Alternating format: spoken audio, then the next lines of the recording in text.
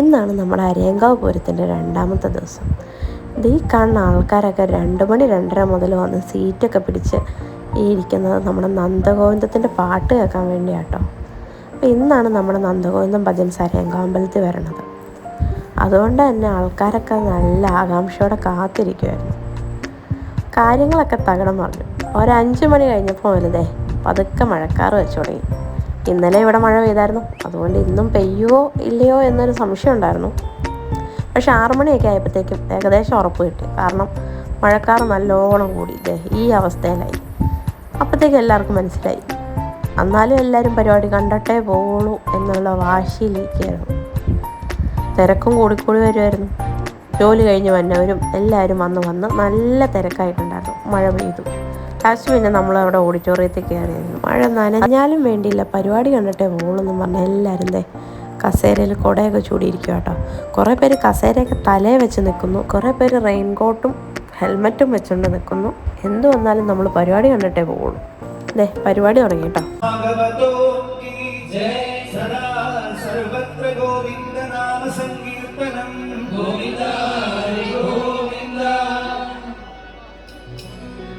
എല്ലാവർക്കും നമസ്കാരം. ഇത്രയും പ്രതികൂലമായ കാലാവസ്ഥ ഉണ്ടായിട്ട് ഇത്രയും സമയം ഞങ്ങളുടെ ഈ നാമസങ്കീർത്തനത്തിന് വേണ്ടി ഇവിടെ ക്ഷമയോടെ കാത്തിരുന്ന എല്ലാവരോടുള്ള നന്ദി ആദ്യം തന്നെ ഞങ്ങൾ പറയുകയാണ്. എറണാകുളം എന്നും നന്ദഗോവിന്ദത്തെ ചേർത്ത് പിടിച്ചിട്ടുള്ളൊരു ജില്ല തന്നെയാണ്. ഇപ്പോൾ അരയങ്കാവ് ഒരു ബോർഡർ ആണെങ്കിൽ പോലും ഞങ്ങളോട് ഇന്ന് സ്നേഹം കാണിച്ചിട്ടുള്ള ജനങ്ങൾ തന്നെയാണ് ഇവിടെയുള്ളത്. ഒരു 3 വർഷം മുമ്പ് നമ്മളിവിടെ ഒരു പ്രോഗ്രാം ചെയ്തിരുന്നു. അന്നും ഇതുപോലെ തന്നെ മഴയായിരുന്നു. പക്ഷെ അന്ന് എനിക്ക് പങ്കെടുക്കാൻ സാധിച്ചില്ല. ഇങ്ങനെയുള്ള ഒരു 2 മണിക്കൂർ നമുക്കെല്ലാവർക്കും